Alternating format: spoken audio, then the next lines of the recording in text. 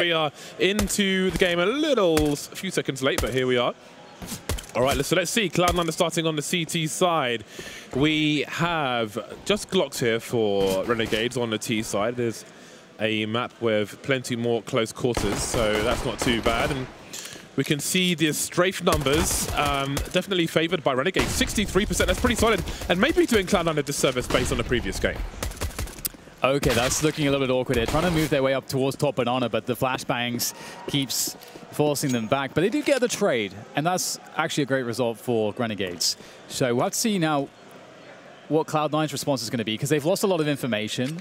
So they can try to go for a gamble and just try to retake B, for example, if they want to leave that bomb site completely. And it seems to be that that's more or less the case of what they're going with. And it's a good read. Great start from Mixwell, but it'll be Kusta to follow things up. And he's doing a fantastic job as well. And the numbers are dwindling until there was only one. Renegades unable to really get clean openings to get that bomb site. And that will be Cloud9 on the CT side, starting off with all the cash. And that feels good. All the cash. War of attrition in the pistol round here on Inferno. Who doesn't like some Inferno? People who suck on Inferno, I guess.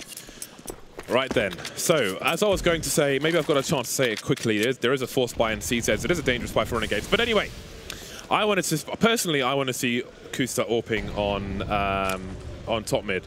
Now, some people said that, you know, Mixwell is the AWPer for the team. I understand that, but I still want to see Kusta doing it, damn it! Honestly, if you looked at his previous team, if you looked at him on Ghost, he was pretty good. He had some really solid stuff, and for the rounds where Mixwell's towards the B bomb site, for example, I feel like there's an opportunist double AWP to be had here or there. Obviously, you can't do it by default. That doesn't really work. It's very expensive to do in Counter-Strike, but I would like to see it. I think down the line there's something that can be pulled out of the hat here and there for Cloud9. 4 pistoling players remain for Renegades. They still have plenty of utility, trying to dry out the CTs and maybe take position at the moment. We've got the 3 MP9s and the 2 UMPs for Cloud9, so we'll see how things progress. In terms of progression, we've got a lot of information seeking, but Renegades are towards the B bomb site. That will be very interesting indeed. Wow. Oh my god. I think Cloud9 thought they'd absolutely owned it. But the one problem is Archer's super open. And now Dabs, he's in the smoke. He's got the charge where he gets absolutely nothing. Ooh. This is suddenly very weird because you're in for this B bomb site retake. Look at Automatic though. He was on banana, well, just about on banana. If Dabs had waited 1 or 2 more seconds, then he could have gone for a jump throw flashbang over the roof, and maybe that would have helped with something. Of course, there would have been worse positions. They could have had post-plant positions, which makes the whole job harder, so it is a gamble to take. But anyway, 4v4 retake for Cloud9, starting to move in with a few grenades here and there. There's still a Molotov for Kusa, not quite used just yet, and as there is in that new box position, there it goes, sailing through, but he's missed it. Why wasn't it thrown from banana? I don't know. We've got stereo frags for Liaz and Gratisfaction, and now that's a complete disaster for Cloud9. You can throw that Molotov from the car position, everybody knows it. So that is really unfortunate. If that molly had landed, then who knows? But that is a disaster. A disaster with a capital D for Cloud9. Yeah, that's definitely a problem. It's so funny to me because often what's going to happen, because Cloud9 had 2 players deep on banana for a very long time. Normally what happens is, you know, you push in the back in a timely manner, or you obviously rotate one player and you have a super strong 4-man defense on A. And I think that Renegades, when they pushed Arch and they saw that there was no one there, they're asking questions like, hang on, all right, let's see how far this goes. And oh my goodness, looks like we will have a slight delay here. Yeah, someone had some issues, which has already been resolved. However, they called not live, so they'll be waiting for a round restore. And people will jump around in the meantime. But yeah, that's a rough situation for Cloud9. But again, I don't know that there is a wrong decision there for Daps. It's like you can wait a few seconds for your teammate to throw that one flashbang, or you can try to do something before they get into post-plant position, but then you also risk dropping an SMG, and I don't know. You don't have so much time to really take these decisions. It's easy for us to say from our position, but not always easy in the server. Where the admin's at. Yeah, that is... Yeah, they're getting there. Well, Here we go. A very weird situation. Like, I'm trying to think of another time when I've seen a round like that. Nothing quite comes to memory in that fashion. Around like, oh, the rotation. Yeah, that is not something you see every day. Because it's so rare that when teams have players on banana that they just commit too deep for so long, and leaving the B to speedway kind of arch area completely just wide open. And I mean, you're not gonna usually expect what they did, but yeah, very interesting. I mean, that will be good for the 1-1, and in Cloud9 obviously they have forced up behind this because they don't want Renegades to get a grip of the map. And this is a fantastic map for a CT force buy. So we'll have to see how much mileage they get from this. They do have 3 smokes that I can see at this point. And usually you're going to want some more smokes if you can possibly get there. But again, well-timed pop flash can make all the difference here from Cloud9. They're trying to slow things down there with an initial smoke towards Arch.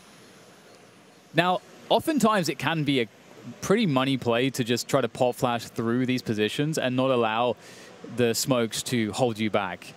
That kind of allows you sometimes to just tumble in on top of the CTs because they rely heavily on the smokes as walls. In come the grenades. Hopping through just before these smokes pop, and that is a nice one. How will they deal with it? By running straight through, and it works out for them.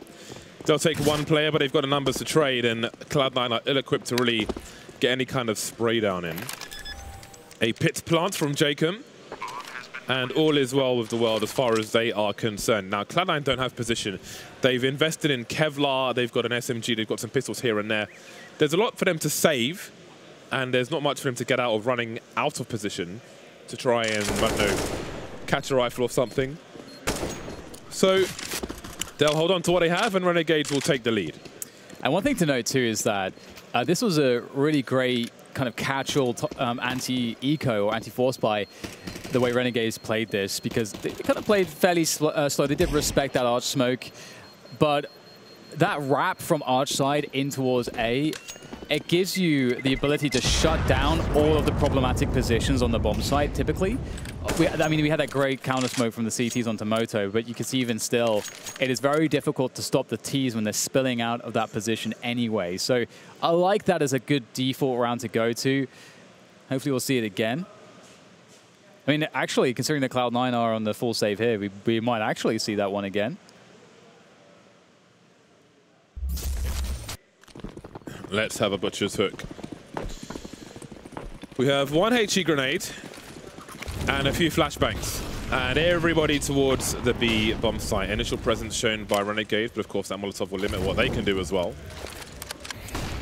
In those few seconds, here's a flash, and Azza is surely doomed. He is indeed. That is a weapon to be collected, I do believe. Indeed it is. And now Renegades will start to spread towards the A bomb site. They can take post-plant positions. Daps is making his way towards library. And the team are spread out. I don't know how much you'd want to hold on to UMPs in this particular situation. That said, again, there's only so much for them to gain, Cloud9. If they can try to hold some position and maybe take a rifle away, that would be something. They don't have any HEs or Molotovs to go towards the pit post-plant. So for those with, like, Daps has... so if Dapson, let's say Dapson automatic swap their weapons, then automatic with no Kevlar could go fishing to cost some more people their lives. He'll do that with the UMP instead. Again, it's not really a concern, that particular weapon, but they won't really get anything out of this. And Tens might just die. No. Well, there we go. Now it's buy time. Now we'll see what Cloud9 have to offer. Again, they've played Inferno already today, so they have an opportunity to get some early data on a brand new team and try to tweak things just a little bit. Yeah, absolutely. This is a turn that it's just thinking back to that one round where Renegades, you know, everyone just piled up Arch and just found that hole and just gone into the B-bomb site. That it's crazy to think that that's the round that's given them this like 3-1 scenario, and off of that momentum, they could make this very hard for Cloud9, and that would be a sad shame for Cloud9. But we'll see if they can recover here. We've got this action towards Banana. Typically, we will see, you know, 3 players at the beginning of the round for grenade assistance, so you can try to get control away from the T's, force them to invest as much as possible to take it. And Automatic, he wants to get in there with the UMP, and he's going to do that, but unfortunately, he's unable to get the kill to follow up that dink. And look at that, Daps. He commits to get that one kill, but I'm not sure, James. It may even have been better to just take the L on that one. The trade was somewhat guaranteed for Renegades. Well, Renegades may be overthinking this. They're still throwing grenades towards that B bomb site, but they've lost their man presence. Gratisfaction will quietly move away. The bomb still needs to be collected. It is at the bottom of T ramp, and Gratisfaction will go to do that. So 2 of the 3 players are still towards A for Cloud9. Now, in this situation, is it worth rotating that last man towards B over towards A and just saving if it's the wrong bomb site, rather than having just two players in this situation? We'll see what they can do. Tens, he's shown himself to be quite capable in the apps, but he's ill-equipped. He is close, but he still has a UMP versus an AK-47. Now, if he hears a grenade being primed, he could make a forward play and try and do something. But as it's here, running, there's an instant headshot, and that leaves Mixwell alone. He's got 1 frag in the back, 2 more in the balcony, but that's going to be that. Kusta left towards the B bomb site, and that should be all, she wrote. Yeah, a little too far out of position there, unfortunately. And a good round from Renegades to finish things off. But again, it does go back to that initial banana play. You know, that's where things obviously went wrong for Cloud9. And so I wonder if there's any conversation that they could have in ways that they could tighten that up, perhaps. Sometimes it's pretty difficult because the timings are so fine. Sometimes you just have to go for it, and sometimes it just doesn't go your way. So we'll see if they'll take a different approach. Sometimes you just want to mix it up just for the sake of it, having something fresh to work with. And that could be an even more aggressive setup, or it could be, in fact, that they play quite passively and try to see what Renegades are up to and see if Renegades punish that. But we can see that, you know, some teams, for example, we saw Cloud9 versus Liquid earlier today on Inferno. Some teams that play their CT side, like their passive CT setups, incredibly well. Even when, you know, you have 3 players stuck on a bomb site, in the cases of Liquid, you see that they're able to somehow make that still look very strong. So we'll be curious if Cloud9 has some good passive setups to work with. Cloud9 just making maximum loss bonus, but it is the wrong round, so they're on the eco anyway. Kusta has his saved rifle, and he may try to make a forward play, but he may be susceptible to grenades. You can see the Molotov there. I'm still waiting, man. I'm waiting. It's never too late to pull the trigger and just put him on AWP. Not to take anything away from Mixwell, but I feel like just with his history and the way he got picked up in certain games, by certain teams, sorry, when it was too early, we've seen him develop his own style, and that is something which I think can be a credit to them on this team. So I am going to harp about it for ages. I think also Kusta, especially on Ghost, I think he really showed that he is very, very valuable when it comes to being someone that's in the kind of support rifling positions. Like, that's something that he was doing there very effectively. And so that also might be a part of it, because, you know, you have this team where you've got a lot of firepower. You know, Tens mixed on Automatic, obviously like your star players. And so, and Dabs is, you know, the in-game leader and so on. So you kind of do want some extra support thrown in there. But that said, one of the beautiful things about Counter-Strike is there's no formula this is the best formula, because of how the interactions between players can go and so on and so forth. You can make some all-star teams work and some you can't. Some teams, like for example Liquid, we saw them they were like the best team that didn't have a dedicated AWPer for quite some time. Obviously Nitro picking it up, but there's all sorts of different setups you can run in this game. But as far as Renegades are concerned, it's looking really nice so far. 5-1 lead on that T side of Inferno. Cloud9 do have Mixwell on the AWP. Yeah, and he will be playing on the A-bomb site. They will start with 3 towards B, presumably for the grenade support, and then 1 will rotate immediately. Or maybe stay just in case. Kusta taken out early on Banana, given the AWP, says James. 2 more players, though, here for Cloud9 by sandbags on the corner of the wall if required. and the fight for Banana rages on. Renegades starting to move back, although Liaz is by the tree. Mixwell taken out towards a short position. Jacob getting very aggressive over there. That leaves Tens in a difficult situation because he's getting wrapped all around the arch area. He is surrounded. He's got no help, and he's about to be exposed. No, JKS got Library instead. He would have seen him otherwise, but it will be 1-for-1. JKS will make a good position and take out Automatic, which leaves Daps alone, 1 versus 3. This is pretty much, at least score-wise, similar to what happened on Inferno the last time they played. Not quite there for them just yet. Even if you have... I am a broken record, Dan. Even if you have like Mixwell AWP most of the time, you can still have Kusta AWP on Inferno. Give it to me. I need it. Well, I have to say Automatic impressed me thoroughly with his AWPing, just because obviously he took the rollover from Skadoodle when Skadoodle was on the way out, and I was really shocked at like how he could play the aggressive style of AWPing, like battle sniper type of thing, like, and take over a game. Like, he could do that. He can be a star AWPer if he wants to be. He's just so damn good. I will say in their defense, obviously, so early for them, this is all data which they can look at and improve on. So they shouldn't be making short-term changes like I am demanding. They should be sticking to their game plan and then just looking at what went right, what went wrong, what were they unlucky with, and then improving it and having iterations as time goes forward. So, ooh, Tens, man, and this Deagle. Yep, it's a nice highlight, but they need rounds. So in this small vacuum, he's in Lecro territory in Godsend. Deagle headshots, but still losing the round. It is an eco round. That's a nice head, HE. Over the wall, the invisible ceiling will bring it back down. So there's a man advantage for Cloud9, but that's the only real advantage they have at the moment. It'd still favor the rifles, of course. Now, there is a smoke grenade for Automatic. There's no flashbangs for any kind of bedlam. But you can see Automatic on the X-ray just waiting to re-smoke it. There it is. Does he go ahead of the smoke? He does. Avoids a flashbang, and the rest is a formality, but is he running out of bullets? Where's the support? There's a trade from Daps. You've got 10 spamming as well, trying to reposition, and Daps has been taken out. The smoke is up on construction, so maybe there's a chance to plant the bomb.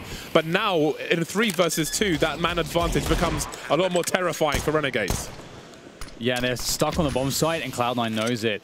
That's also another issue. The AWP is really nice to have post-plant on the B-bomb site, and Gratisfaction has been on today, so looking forward to seeing what he can offer. Renegades here to hold this, but the pistols, as you say, they're very dangerous. Oh, and that's a whiff. Will they gain some ground? And yes, they will. They're going to gain some ground here, and there's still a lot of players to worry about. JKS will lighten the load as he takes down Mixwell, leaving now just 1. Kusta with that 5-7, and time is of the essence, but he may actually commit them to falling with the bomb here if he can hold on for longer, but he can't, unfortunately. But it's a good effort from Cloud9. They did some damage, but the problem is, it's 7-1 for Renegades now, so you start not to care about the damage at all. The money is out of control anyway for Renegades. Yeah, 5 versus 4 is one thing. 3 versus 2 is quite another with the bomb down, which can be scary for the 2. But they managed to prevail, Renegades. And again, they have plenty of money anyway, but if you do manage to win an eco round with 3 players alive, then that gives you a lot of bonus money as a CT team. Didn't happen though. And again, they're back to their usual buy in this current team. Mixwell going a little wider so he can see Boiler. He has no support top mid. He's on his own for the time being, with a 3rd player still towards the B bomb site, just rotating. Mixwell forced from his position, completely blind, and that lack of help will cost them. Kusa trying to hold things down for the time being, repositioning slightly, but the AK will prevail. Ends in a very strong position there in the pit. Oh, okay. Well, that's going to work out as well for Automatic. The spray through the smoke is looking good as the bomb is collected. JKS alone. But only 2 players to worry about and plenty of time to get a post-plant position behind that Moto smoke. However, you do have to be cautious. You don't know how far pushed those TTs are, and Cloud9 can decide to wait out this smoke. Ooh, nice. We get retake. Oh, maybe utility. Not nice. Okay, yeah, maybe not quite as nice as you wanted, but good work here from JKS. 1 more to go with the AK, looking for those headshot positions, trying to buy as much time as possible. Really make this awkward here, but Daps, and he's done it! Great work there from JKS with the trio of kills, and that's another round denied for Cloud9. Oh my god. Yeah, Daps had to rescue the defuse kit, but he couldn't rescue the round, not like last time. Now, again, it's 8-1, but there are still 6 more rounds to fight for, so there are rounds for Cloud9 to come back in, but doesn't look likely just yet. Back on pistols once more, to buy between the buys. And top mid has been a problem for Cloud9. And this is why I keep mentioning those aggressive plays. If you can throw one of those in, like just give Kusta the AWP for 1 round. I'm not taking the piss by mentioning it again, but it is like something which could slow down these pushes. Renegades are taking liberties at the moment. So if you throw a spanner in the works, and maybe that kind of calms things down and slows their pace and stops them from playing their game, which has been so successful so far. So again, it is something which maybe in future could be added to the repertoire, but at least for now, it'll continue as normal.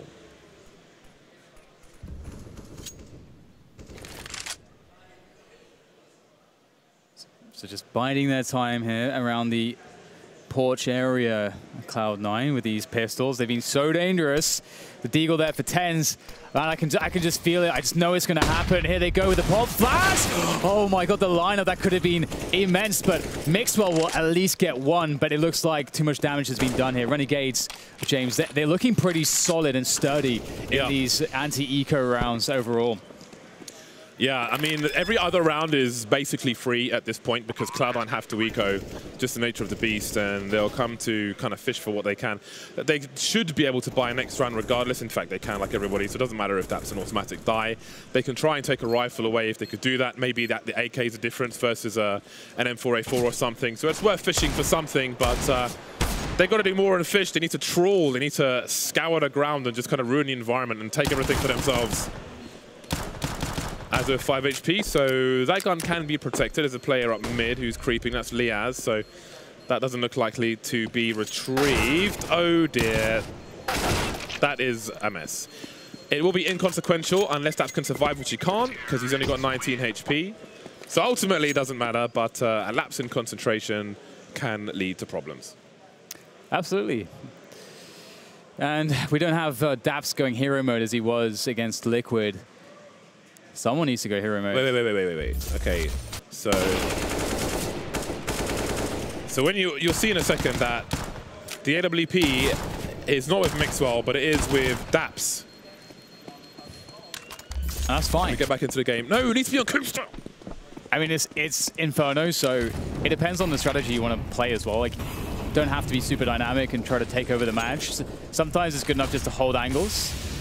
Although, of course, he needs to play my strats. I know Daps is subscribed to my YouTube channel, Dan. You do want, at this level, people that are extremely talented with Norp on the AWP, but, you know, not going to rule it out. Well, it's a positional thing. Yeah. Although, I mean, I haven't seen too much of Daps on AWP because he's there with automatic, and you feel like that would be the natural response. So that's a curious one. But again, there's an opportunity for a double AWP. Kusta's bought and he's got 1,300 in the hole. But that said, if you're practicing one thing and you haven't prepared anything for those plays, and you know you can't just kind of pull it out as easily as I'm talking about it. But there's still time. There's still time to go back for Renegades. They can still go towards Banana. That would really throw Cloud9 through a loop because finally Automatic's actually rotating towards A. But in fact, we got the smokes across pit, and there's 3 Ts in pit, soon to be 4 with the bomb. So this is looking quite interesting because obviously Tense can just get on top of this box and look over the smoke, and he's going to find some damage. Mixwell's up there on the balcony. It's just so weird. Let's see if it works out for Cloud9, though. With Mixwell still in position, it is not done just yet. But surely Renegades have more than enough players to count, or rather cover every angle, but maybe not. But Mixwell, he can't get the kills. And James, this seems to be a repeated problem now. Cloud9, they need 1 or 2 players to start delivering some of these kills in these tight spots. I feel like Cloud9 haven't been a threat top mid on their CT half. I think that's the issue. It's been very favorable for Renegades to go towards A because they're kind of getting a lot of real estate or a lot of advantageous frags with little response from what we've seen. So now Renegades are about to make it to 10, and once again, Cloud9 are going to be on eco. So you feel like in that respect, they're only getting half the opportunities to win the rounds because half the time they're on eco. So Inferno needs work, that's for sure. And that's fine. Just like I said on the 9th show, the short term, for a team of four new players is at least 3 months. So yeah. You take all this with a pinch of salt. We saw in the previous games there's some great potential. They got some big wins on different maps. They got a draw as well, if I'm not mistaken. So it's nothing to be too concerned about because it is like day one, basically. Yeah, it's already more promising than the previous iterations, and it just has the right elements to succeed if it's treated properly. By the way, speaking of which, let's see if Daps treats this all properly. He looks down towards the steps, so he's going very aggressive with this. And did he hit that? Was Azza, or was Azza already tagged up? Okay, it wasn't Azza, so Azza was already tagged up. So it was a whiff indeed. Daps is trolling me now. I feel like this has become personal. It is actually quite odd in a situation like this where everyone has Kevlar. Yeah. It is very, very strange, but we'll see. I mean, this is the thing, like, with Liquid originally, Nitro, he was a star rifler, wasn't really an AWPer, and he plays kind of specific spots and didn't go very aggro like you see the hyper-talented AWPers do. And it worked out, like, the way that the team functioned, it worked. So, as you say, like, we're yet to have any identity for this team. What's actually interesting is I would assume that Daps didn't have a part in choosing Kustar. I guess it was mostly down to automatic to select the players. So, I mean, he might not even, because he was an active player himself, he might not even be aware of what Kustar used to do in that position. Because I think, especially in this particular round, like if you do know, you give the man the AWP. But anyway, it's 10-1. Daps holding things down, or trying to, towards the B bomb site, not quite working, but there is a counter smoke, it seems. Jacob giving them a plan B towards the A bomb site. Tens is surely going to get taken out. How could I ever doubt him? 2 more players there. He spots at least one of the 2 players. But I don't know if the bomb's been spotted. People are getting wrecked all over the place now.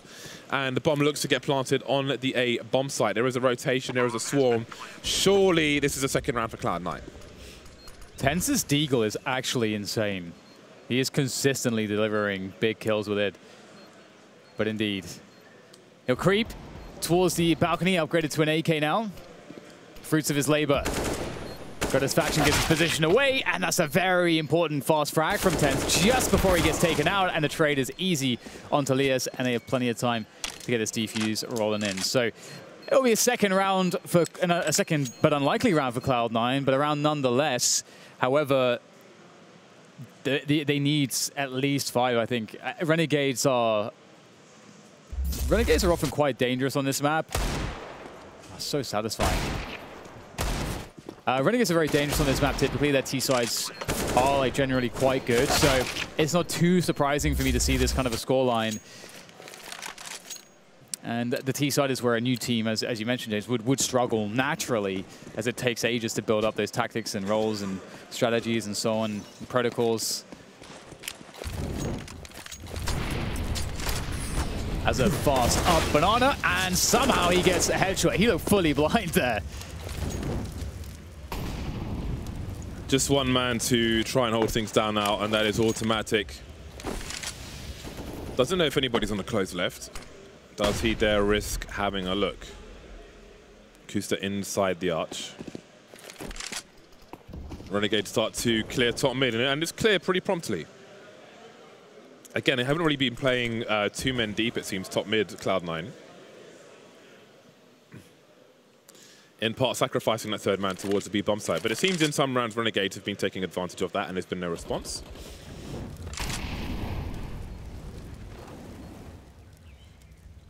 What was the first round Cloud9 won?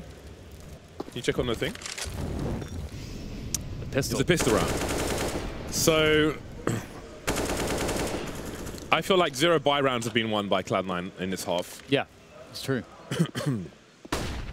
All right, 4 versus 4. So far, so good for Kustar. Sees the bomb, takes out 3 players very quickly indeed, and that is a neutered push around a smoke grenade. 3 rounds for Cloud9, possible 5 from this half. There's the first buy round. Yeah, less neutered, more vaporized. Everyone died immediately. Well played by Kustar. Marching towards a possible 5. Best possible outcome, of course. And Renegades have been pretty scary, but we've got the double AWPs now, Mixwell and Daps. Mixwell, the one with the aggro towards middle as Daps holds down Banana. This could be the mix-up that they need. Two ops can catch people off guard, and you can find people walking into the angle not suspecting that a second one might be lurking in that position. So we'll have to see if that's something that benefits Cloud9. And Renegades just running a default, taking that map control. They have Banana now. They have to wait a little bit for top mid because of the smoke there, or they could just go for the set piece on the B and make it look like they're about to run a default and then just hit the B bomb site real fast, which looks like that is what they're going for. All 5 Renegades players are here, forcing their way forward. Daps drops a Molotov. Can he find something? Not quite. See some players, but he can't frag them, and down he goes. 4 players remain. 2 of the 4, only 2 of the 4 are towards the B bomb site. It's a long rotation for the remainder. That's not a bad spray from Automatic, and that will certainly help. But do they have it in them to take the rest of this? Yeah, this is pretty awkward. Retaking into this B bomb site, so many enclosed spaces, lots of utility left here on the CT side. The boost coming in for 10s, but they expect that when the smoke's down, and there's so many players left on the T side, it's a very easy spot to have someone just committed to. And there's no chance really now for them. Mixwell will pick one off, but the bomb is far too close to detonation as Mixwell will pick off even more. Automatic trying to hunt as well. And he will get out of there. Such an awful position here for Cloud9. Another round goes the way of Renegades. And I like that they threaten the default, and then before Renegades realize that, hang on, something is not right here, they're already hitting the B-bomb site, and that rotation from A is already laid. Some good basics on this T side of Inferno. I'm liking it. Renegades, not only do they look drilled and other individuals performing well, it looks like they have a great understanding of this map. Yeah, again, I've harped on a lot about Cloud9 because obviously the new team and a new roster, but credit to Renegades for detecting the weakness and exploiting it repeatedly. And they've been very strong at doing so. Tens, though, may prove to be a formidable opponent in the apartments of Inferno as time continues, and he will take out JKM on this occasion. Now Renegades, as the smoke dissipates towards top Banana, will start to show some presence there. So, yeah, every now and then we see Mixwell with the AWP towards the B bomb sites. That is a very nice headshot indeed. So it's interesting. He'll make his way towards there with the AWP, and Automatic will be over towards A. So, you know, we have fond memories of Automatic with a sniper, but I guess dedicated is dedicated. And it's pretty black and white on Cloud9, at least for the time being. The remainder of Renegades focused towards A.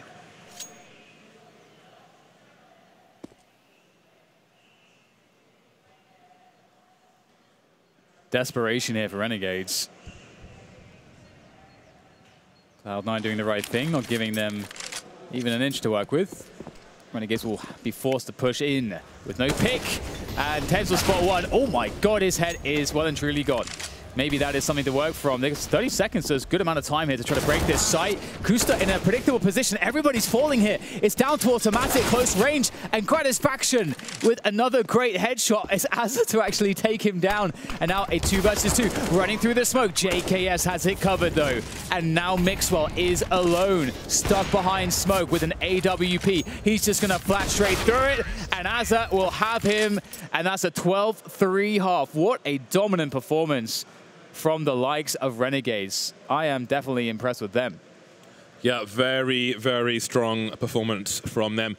They made it extremely difficult to nigh on impossible for the top mid area to be defended well by Cloud9. I mean, some rounds they had one player there while there were 3 towards the B bomb site, Cloud9, but Renegades had the presence of mind to have the fast pace to exploit that and have the good flashbangs and obviously the fragging as well. So that's a very, very strong performance from Renegades in that first half. And again, Cloud9 won the pistol. They won one kind of random round where they had a bunch of pistols, and they won one buy round where Kusa got a 3-man spray down around the corner of the smoke. So if you look at the fashion in which any of those rounds were won, it doesn't really bode well for the current state of the CT half for Cloud9. But they move to the T side. If they can win the pistol, then maybe they can do something. I think before this match they were 0 for 4 or something along those lines. I want to say Daps wrote a tweet which I read earlier. So at least they got that one. But it was only good for 3 rounds. So it seems that the issue may be more than the pistols in the short term. Yeah, this is such a hard position to work your way back from. You know, I think most notably one of the best comebacks from a position like this that I've seen is from, I think it's the London Major. There was a Liquid versus Astralis match, which was just absolutely phenomenal. But it does require like very calculated moves, great team play, drills, protocols. Like it requires a lot of things that Cloud9, you can't reasonably expect them to have had time to really embed in the team. So hopefully what we'll see is them working to their strengths, which is the individuals. Like, can you find a way to unlock 10s, mix well, automatic, and just keep crushing the economy of your opponent? I mean, that said, you know, we have to hand it to Daps too. He's made a lot of teams like this successful pretty quickly. So maybe he knows something we don't, James. Perhaps. Perhaps. So much to do on the T side. If I remember correctly, we saw some favor of an AWP from them on the T side as well, which isn't a given, even with a team with a sniper on, because of the ranges and so on and walking into the angles. But post-plant, it can be super strong for a T side. But they need to get post-plant first. And first, before that, they need to, well, with an AWP, they need to survive the variants of pistol rounds, which haven't really favored them too much today so far. 3-12. Inferno, not the one at the moment for Cloud9. But looking pretty comfortable for Renegades. So just 17 seconds to go before we get into this one. Everybody looking pretty calm, pretty concentrated. Again, this is just notepad filling for Cloud9 at the moment. These are very valuable matches, win or lose, regardless of score, although the more rounds, the better, because the more data you have with which to improve on. So here we go. Highly focused Cloud9 will get their buy-in on the T side. Kusta will have a P250. Again, it's Kusta and Daps of the utility, so we may see a similar round to one we saw last time. And all the pressure's on to make the pistol a victory here for Cloud9. And at least, you know, from that sense, the pistol rounds are pretty simple. You don't need to have a huge amount of time with a team to make a pistol round work. It can just be very simple and be just as effective as something more elaborate. And case in point, Jacob's in a bit of trouble here. He needs to get some value from this. I don't know if that's happening at this point. Indeed, he's going to be eliminated. And Az will try to fall back, but he can't move quite quickly enough. And it looks, this is great for Cloud9, but still 3 remain for Renegades. There goes Kusta. 4 versus 3 in favor of Cloud9. They're planting the bomb. The CZ spam doesn't quite work out.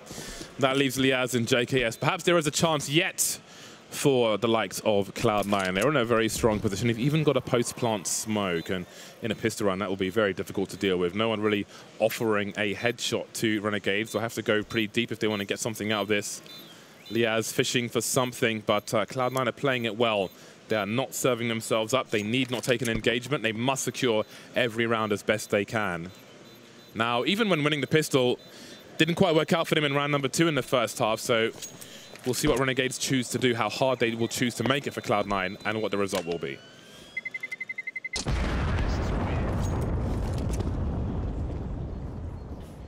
It's interesting that Mixwell chose to hide there, rather than chase the frags, because everybody should be buying Kevlar and Helmet, $1,000 for Cloud9. Then again, maybe they don't want to give potential kill money to the CTs. Keep them as poor as possible, which is also fine. And this will be an interesting round because, you know, Renegades have quite the affinity for this map. They're really strong here, so they know how to play the force buys really well. And again, the Inferno force buys for the CT side is strong, so you can see Jacob holding the angle there with the Eagle, looking to see if he can get something. Trying to punish the trajectory of the grenade with the wallbang, but it doesn't land. And top banana will be taken pretty easily by Cloud9, and that's to be expected. And here is a very fine line for Renegades to hold onto your utility, to bait players in, to try to maybe get somebody to overcommit. Maybe Kusta could be that person, but no, the flashbangs are great. And this is difficult for JKS. Oh man, he couldn't find the engagement. Kusta was ducked in pool, and I don't think there was an angle, which is quite the tease. And this has gone very wrong for Renegades. And now it's, I guess, safe territory. Safe territory it is, yeah. Well, they can still have a dangerous round with 3 purchased pistols next round.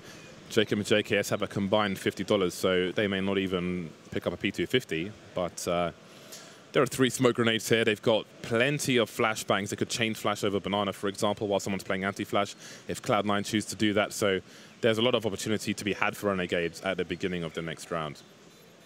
Round number 5 for Cloud9. They are 7 behind. However, basically it'll be buy versus buy with a 6-round deficit. That's not too bad.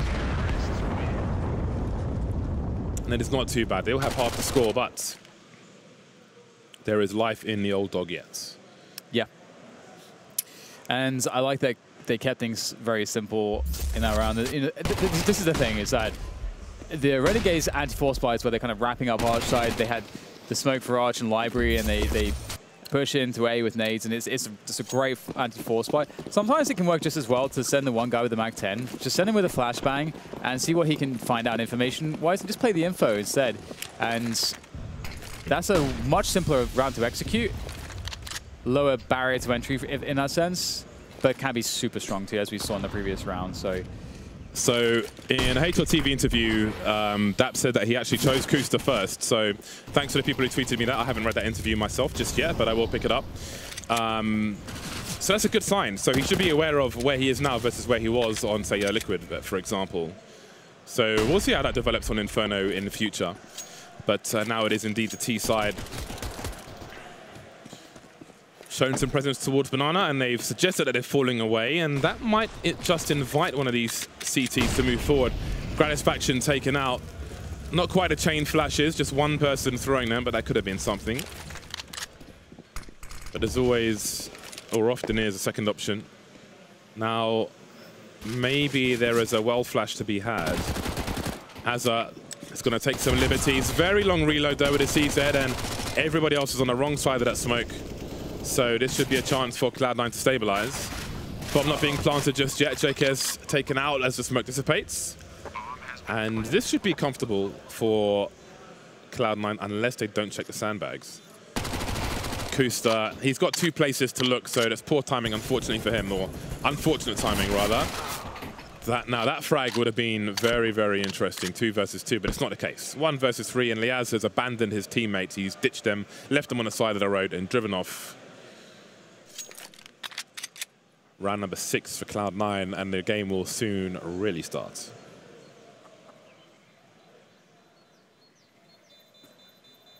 Yeah, it does feel like we've been waiting a little bit for that moment. It is quite cool how in CS, really starts to rev up when you get past these first 3 rounds.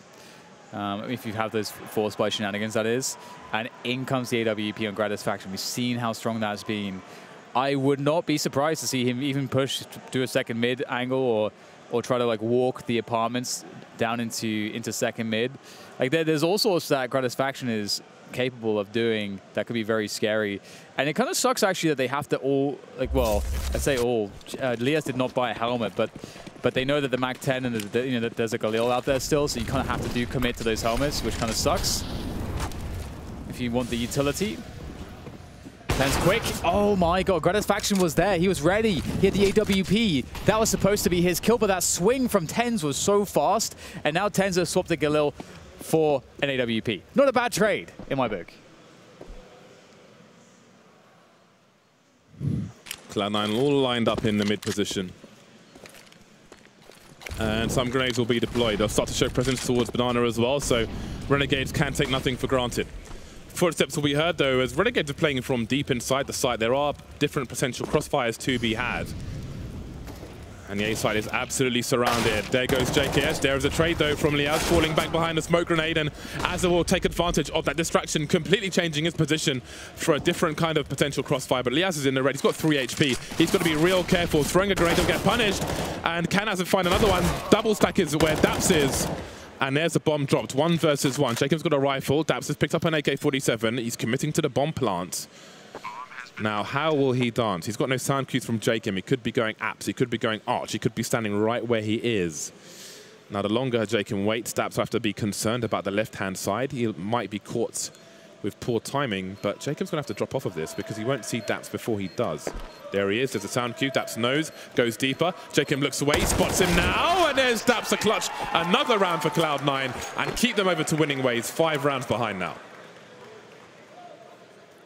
And suddenly, it starts to feel pretty good if you're Cloud9. This is... like we got a real match. Absolutely. And I can't really emphasize enough, the T side is really difficult. For a new team, it's very difficult to make it work. You have to leverage it off of your individuals so much. You just have to. For what you lack in strategy and tactics and timings and cohesion, you have to make up with shooting people in the face. Simple as that. And speaking of which, we've got automatic diving up the banana position, ready to fight. There are pistols, they can be dangerous. That is a clean burst onto J-Chem. Cloud9 are going to try to just wait it out a little bit, see if there's a response to that in any sense across the map. They've got feelers all over the place. See if they can get sound cues or any tidbits of information to allow them to better make a decision.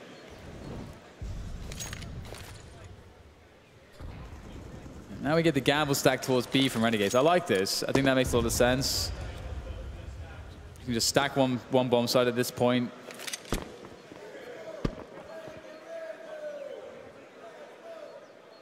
Now that I say that, of course they move. Very typical. CZ not successful. Yeah, it's a familiar story. Well, yeah, that's true. For us, maybe not for Renegades, as they were the people writing the story in the first half, and now Cloud9 will give them a taste of their own medicine. Daps popping up, having a look-see. Hot flash is easily avoided. Jacob has a look, and he's conceded his position, so you know where he is, roughly. But Daps is just baiting. He's entertaining 2 of the 3 remaining players. Az has gone to have a look, see what's going on towards the A bomb site, and now he knows, but he's out of position. Nothing he can do about it, really. Cloud9, they're about to close the gap to 4. As difficult as the first half looked, they are very much still in this game. Yeah, that's very true. It can be very difficult sometimes to get a grip on your economy on that CT side. It's so expensive. And you really want to have the full utility to keep the pressure up, or the other reason the full utility works is not even necessarily to just dump it all, but again, you know, I mentioned it earlier, you can have this tug-of-war battle where the Ts will be conditioned to throw all their nasal banana early on, and you just try to wait it out a little bit as the CTs, and you can retake top banana a little bit later, and then have a utility advantage. But if you don't have the max utility to begin with, you're going to be at best even, or if not worse off after doing something like that, which does give the Ts an advantage when they eventually go into a set piece or they try to take other portions of the map. Let's see what the response is here. Renegades do have a full buy, pretty much. Just Gratisfaction missing a couple nades, that's it. 3 players start towards the B-bomb site for Renegades. There's the early attempt from Gratisfaction, nothing doing. Jacob takes one in the face. Mixwell looking good with the AWP. There's no response. However, Renegades, I was going to say that they have possession of banana, but clearly they don't. There's a huge gap in that smoke. Kusa's been tagged to 11 HP, but he's still alive, which means numbers advantage, which means all the pieces are still together. And he's carrying full grenades as well. Automatic will get dropped. Oh dear, wow. That is a huge frag. That is so unlucky. Daps disappearing as well. It was 5 versus 4. Now it's 4 versus 2 in favor of Renegades. Yeah, that's so crazy.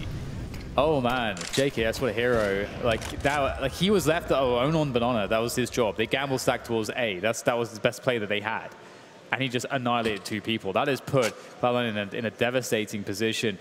Try to force their way out of the balcony now is also not the best look in the world, especially with an AWP on the bomb site lurking around. The smoke goes away, so definitely more exposed. Gratisfaction is not going to miss that one, leaving TenZ alone in the balcony position. And he is... That is very nice there from TenZ. Oh, he's found another one, and now it's on perhaps 1 versus 2 after plan. But he has 6 points of health, James. This is going to be very difficult. But he might have just found the timing, but no. the whiff of the first few bullets, and it won't be good enough. It was a good effort, though. I am honestly struggling to believe that he even got that far, and that will be some extra cash in the bank for Cloud9, thanks to the bomb plant, but Renegades, they're 3 away now from victory. 5 versus 4 to 1 versus 4. Not an ideal situation, and they can't afford too many of those. Cloud9, that is so beautiful from JKS. Really fantastic player for Renegades. Just a presence of mind to know where somebody might be and put yourself in a position to get those frags in the first place is a sign of a very good player. 3 rounds away from victory now are Renegades. Cloud9 still have a bye, however, and they've got another bye in the hole because of their success. So, it is not over just yet. That position in the corner of the wall is pretty good. If there are any grenades, any HEs, top mid, it covers you from almost all the damage. Speaking of HEs, well, some will be exchanged on Banana, and Renegades will have to concede their position. We'll go for a boost. JKS in the red. Seems to be reconsidering, and they'll go for one elsewhere instead.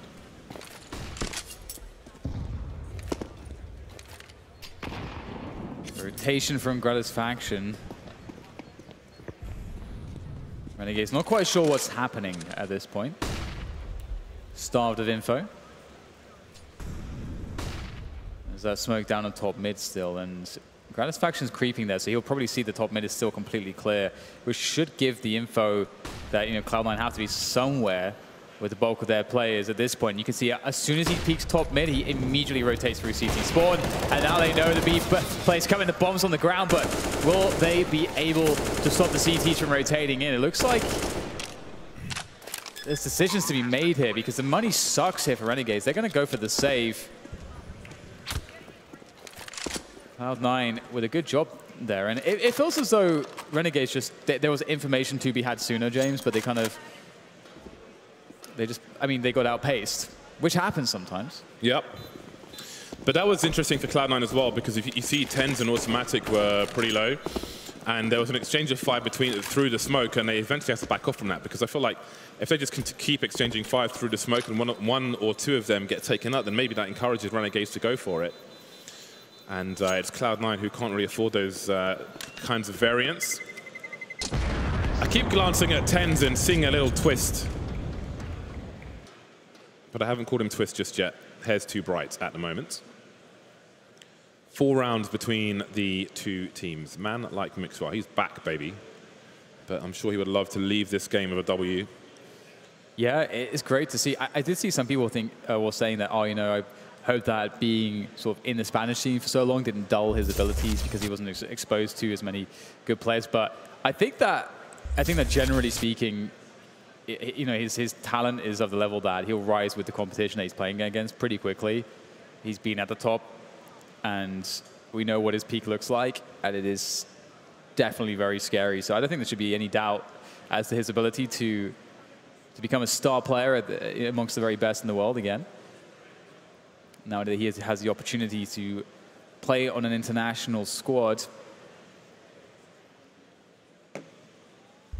or rather, I should say, play more internationally at the top tier. All right, so 13-9 for Renegades. Jacob busting out that Mag 7. I respect it. Not the choice I would make. It has betrayed me too many times. 4 players at Banana at the beginning for Renegades, cycling some out though after nades have been tossed. For my money, I like the fire rates and movement speed of the MP9 over the Mag 7.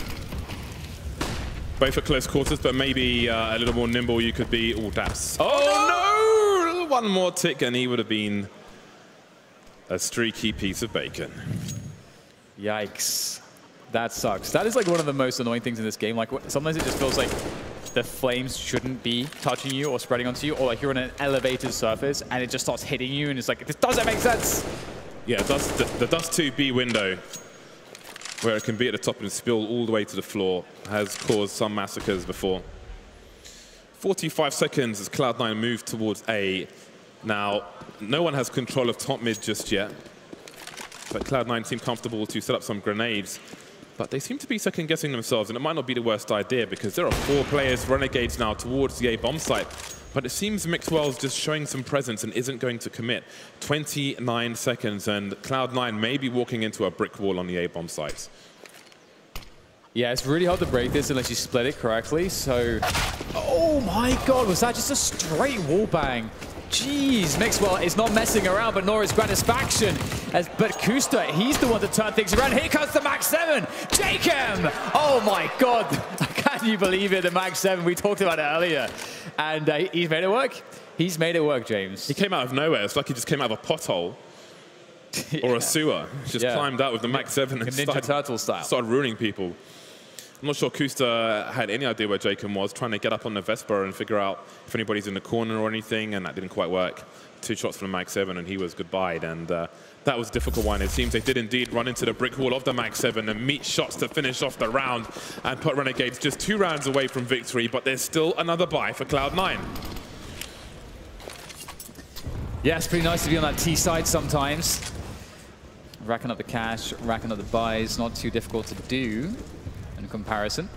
And Renegades playing a passive 3-man setup on B, which is going to be interesting if Cloud9 put a lot of pressure on Banana. What it allows Renegades to do if they stay here with these 3 players is to go for an information play where they commit to try to trade, and if both Jakem and Azad die, JKS will still be on the bomb site, and Cloud9 might rush in thinking it's clear. That's sometimes the thinking behind positioning like this for this long. But it doesn't look like Renegades are going for any high-paced plays. They're allowing the smoke to do its job for now.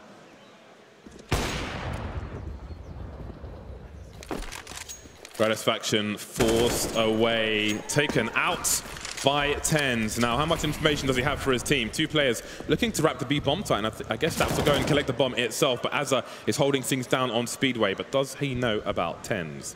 Now, what is the read of Cloud9? Do they expect more plays towards A or more plays towards B? TenZ popping out a very good time and looking for the A rotation, but there's still 2 players on the B bomb site, throwing some Molotovs and some counter grenades. 28 seconds for them to be dealt with, but it seems they'll head back towards the A bomb site. Liaz goes down mid and he is eliminated, and that leaves everybody else towards the B bomb site. There's some team knifing, don't know why, but they should be fine to plant the bomb, Cloud9, and make their way to double figures. Yeah, for a moment you're worrying, like, hang on, they're moving into the site where everybody is. But they figured that out. They figured it out in time. So well played to them. I like what must have been an impromptu call to go for a B split and just try to work out what the best play would have been to follow that in the chaos. As the frags start coming in, you start thinking, okay, based on who we've killed and what positions, we can start to really estimate exactly where the remaining players must be. Now that means we should be going over here as a team. So they accomplished that very well. So definitely some good communication this round from Cloud9. And they will make life a lot more difficult for Renegades, who have run out of cash mostly, James. And they aren't there yet, but Cloud9 certainly are getting closer. They're getting real close now. I think a round such as that, where you're going back and forth, shows you how powerful communication can be. If you see a flash come out of the B bomb site, you say there's a flash B. You don't say there are flashes B, plural. You say there's one flash B. So all the things that are unsaid by the in-game leader, he knows there's at least 1 person on the B bomb site. As more communication comes in, even the whole team can try and paint a picture of where the CTs might be and make a decision based on that, which can constantly change as more information comes in, which is why they go from A to B to C to Plan D. And Plan D works on that occasion. 4 rounds in it. Renegades still in the lead, but not in this particular round. JKS has been taken out at close range by Mixwell. 2 Cloud9 players here, and there are 2 Renegades players as well. How far will they look to dip into this one, Cloud9? Force Renegades back towards the bomb site. Early advantages. Pop flash as they're looking for something. There's another flash, but he can't quite take out automatic.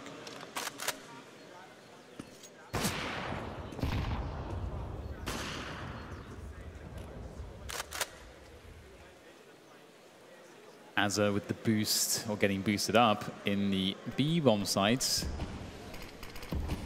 And it is possible to get Molotovs to hit that spot as well. What on God's earth was that?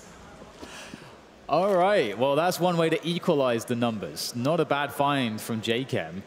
Cloud9 will certainly not be enjoying that one, but they will commit towards B, which is not a bad shout. at this point in time. Everyone's in position. In goes the nades. Kusta looks to be making the first opening, but there it is. Az is up high, and he's shooting some legs as well. In comes Jacob. Oh no, the Flames will finish off Azza. Credit to Cloud9 to have that utility in place. 2 versus 2. 2 heavily tagged players for Cloud9. No diffuse kit for Renegades, but they're reasonably close to the site. A high flashbang to allow them to try and make their way towards construction at the very least, so no one is showing for Cloud9. They have a crossfire, but Daps has more to do. He's got to be careful about Banana and about CT as well, as Mixwell concentrates on the construction position. No mollies, just a smoke. Where does it go? The middle of the site to try and take out a crossfire, it seems. Mixwell still concentrated. That's one player just around the corner, not holding on to the bomb. Shot in the back is Liaz, and Gratisfaction has an AWP to hold on to. 11 rounds for Cloud9. They're still coming back. It's crazy, isn't it? I didn't feel like this was going to be on the cards, James. It felt like, to me, the Renegades looked like they were going to stomp this one after that first half, that 12-3 half. I feel like, you know, Cloud9 going into the T side. We talked about how hard a T side can be when you're a new team, but Cloud9 look really comfortable right now, and I've been enjoying the fact that we were also seeing Tens playing really well. Like he's doing some really good stuff, and that was a big concern for me as well.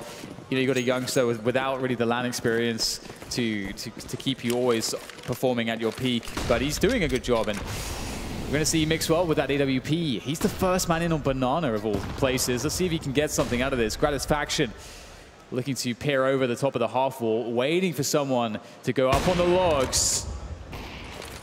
And there's a money nade. I think he got shot through the wall. And let's see what he chooses to do. Nobody on Arch for Renegades. You can see on the radar the kind of positions they're playing. So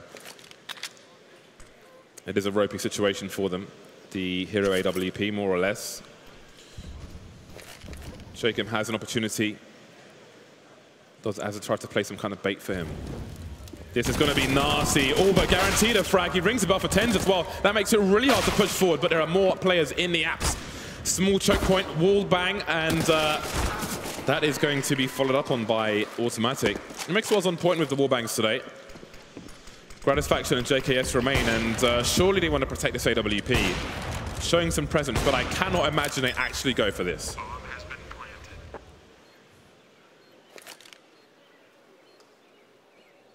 The boost will come into play, but there's no reason for Cloud9 to peek. Renegades have to commit to find the frags. And if they do that, they're probably all going to get wiped out. They know better, so they're going to fall back in a way. It'd be cool if JKS could find a gun. That would be particularly nice for Renegades, but it may not happen here because Cloud9, it looks like everybody has enough HP to survive, considering the bomb is planted deeper in the site and not in a default spot, in a corner instead. Everyone can survive in the pit, with even though Automatic is taking some damage. And there it is, 2 rounds away now. Cloud9. They are proving quite troublesome here for Renegades. This is kind of crazy. Renegades have only won 2 rounds on their CT side so far. That is crazy. And the bomb has gone down and like detonated in almost every round. It's a mirror. Both of them have had a nightmare of a CT side. An absolute nightmare. But it's always worse when you're in the second half and you have that big lead that's being lost as opposed to having a team pull away from you. There's a lot more finger pointing in that scenario. Daps running through the flames, but he wasn't built for that. And that's an early man advantage, which is that a gamble you want to take at this point in the round, in the game, sorry. 2 rounds away from Renegades at 14. You've given them an early 4 versus 5. Flashbang bounces off the balcony. Tens showing some presence, but nothing doing just yet. I look forward to seeing him play against Rops in the future in that area. Gratisfaction strafing before shooting. A sniper's curse.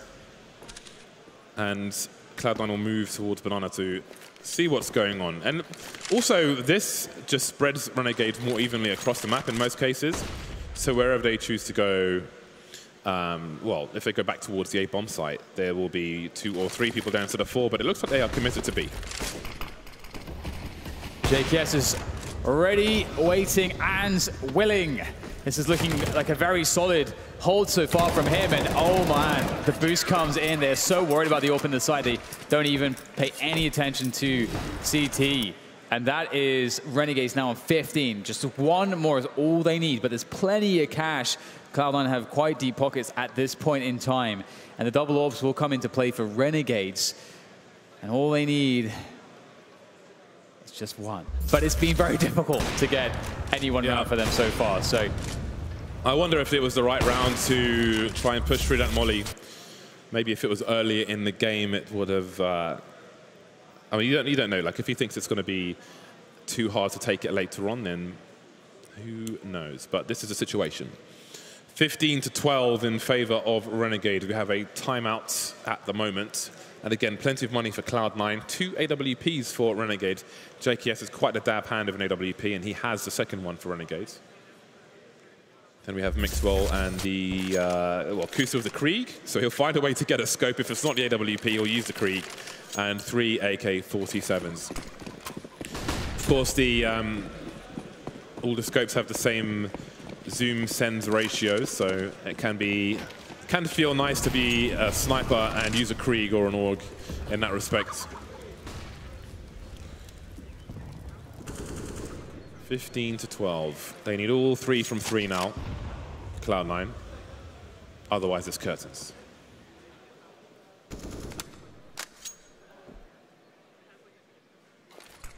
Trying to work the map, Cloud9, but smokes have been annoying. Finally, the top mid smoke has dissipated. You can see an arch smoke lining up, or being lined up by automatic there, and that will provide some pressure. Jake will have some decisions whether he plays in front of it or not, and he does have teammates on porch, so they're going to play together. This crossfire, and what a crossfire it is. There's nothing to stop this. Renegades looking strong. A great defense at top mid, and that might be it for Cloud9. Automatic will find some way to bring it back with a 2K, but now it's up to Daps in a 1 versus 3, and he doesn't have the bomb. Oh, he's failed his jump as well. It gives a clue away, spots JKS, but again, what is he hoping for in this situation? He may spend a lot of time just trying to get this one frag, and JKS will have superior position on him. Although, oh, he's been spotted at top of the fountain. It's wasting so much time. His teammates will leave JKS to just kill the time of Daps down to the pistol now, and finally that shot has come in, but now the bomb is surrounded. The smoke is about to dissipate. Bottom of Banana, there are flashes, lots of delay tactics, spamming the inbox of Daps. Everything being thrown. The Molotov is down. There's another one to throw as well, so he's pretty much got to run to it. He hasn't got a HP for this, so he's got to go to take out both players. Being aware of that, Renegades, one will run away. It is impossible to win this round now. Renegades will make it to 16. All Gratisfaction needs to do is hide, and there it is, 16-12. The comeback was looking good, but it couldn't go all the way. Renegades will take it after a strong first half and a